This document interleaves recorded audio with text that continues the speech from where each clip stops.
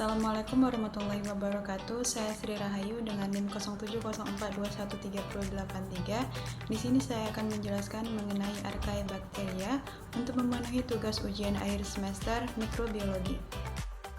Pada tahun 1977, seorang mikrobiologi bernama Carl Woese dan peneliti lain dari Universitas of Illinois menemukan suatu kelompok bakteri memiliki ciri yang unik dan berbeda dari anggota kingdom Monera yang lainnya.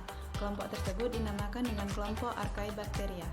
Archae atau archae berasal dari bahasa Yunani yang berarti yang tua dan juga disebut sebagai Archaeobacteria yang mana merupakan divisi organisme yang paling utama.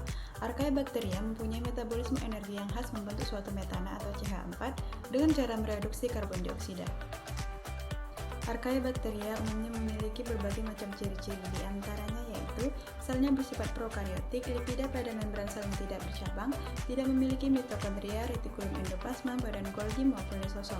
Habitat di lingkungannya bersuhu tinggi, bersalinitas tinggi dan asam. Kemudian ukurannya hanya 0,1 mikrometer sampai 15 mikrometer dan beberapa ada yang berbentuk filamen. Kemudian dapat diwarnai dengan pewarnaan gram. Lalu dinding selnya terdiri dari polisakarida dan protein, bukan merupakan peptidoglikan. Asam nukleat pada Archaebacteria berupa RNA, kemudian ribosomnya mengandung beberapa jenis RNA polimerase. Yang pertama itu ada flagella atau flagellum. Flagella sebagai filamen yang menonjol dari sel bakteri dan terdiri dari protein. Flagella bertindak sebagai alat gerak, tetapi ada juga beberapa bakteri yang tidak memiliki flagella namun bisa bergerak. Nah, yang kedua adalah kapsul. Bakteri memiliki lendir yang kental dan tebal yang menutupi dinding sel. Kapsul terbuat dari polisakarida dan air yang membantu bakteri menempel ke permukaan atau ke bakteri yang lain. Struktur yang selanjutnya ada dinding sel. Dinding sel bakteri adalah struktur yang kompleks dan berfungsi sebagai penentu bentuk sel yang terdiri dari mukopolisakarida dan peptidoglikan. Selanjutnya ada membran plasma.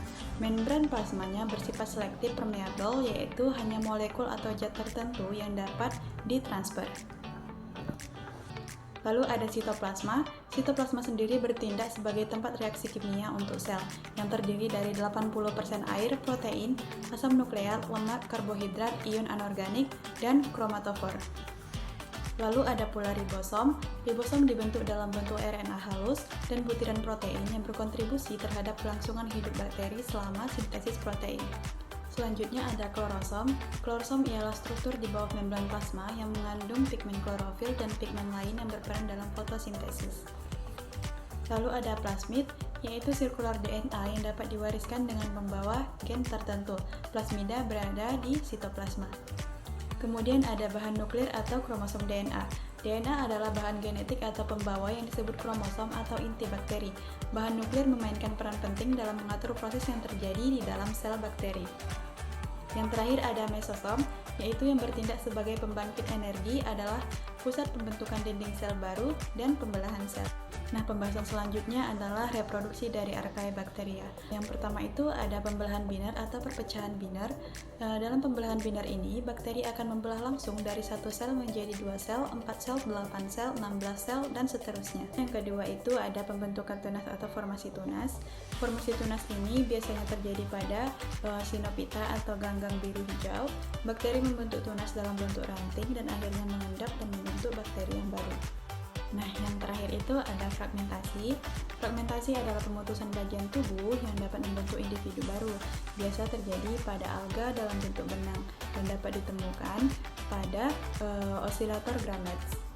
Selanjutnya adalah masuk kepada klasifikasi Archaebacteria. Archaebacteria hidup di lingkungan dengan suhu yang tinggi, bersalinitas tinggi dan asam. Nah, dan berdasarkan dari habitatnya itu, Archaebacteria diklasifikasikan menjadi 3 bagian, yaitu metanogen, halofil, dan termofil. Pada klasifikasi yang pertama yaitu metanogen. Metanogen adalah Archaebacteria yang hidup pada lingkungan anaerobik yang ekstrim, seperti pada lumpur, di dasar rawa dan danau, saluran pencernaan hewan dan manusia, serta di bawah lapisan es Greenland. Metanogen bersifat anaerobik dan kemosintetik. Bakteri ini memperoleh makanan dengan mereduksi karbon dioksida menggunakan H2 menjadi metana atau CH4. Contoh dari bakteri metanogenik ini adalah Ruminococcus albus, yaitu organisme ini yang mampu menghidrolisis selulasa. Klasifikasi yang kedua yaitu halofil. Halofil merupakan Archaebacteria yang hidup pada habitat dengan kadar garam yang cukup tinggi, yaitu 12 hingga 15%. Sedangkan kita ketahui kadar garam di air laut itu hanya 3,5%, dan sebagian memerlukan kadar garam 10 kali lebih tinggi daripada kadar garam air laut untuk hidup, seperti di danau Great Salt atau danau garam. Contoh dari bakteri halofil ini yaitu genus Halobacterium, Halorubrum, dan Halococcus. Klasifikasi yang terakhir yaitu termofil.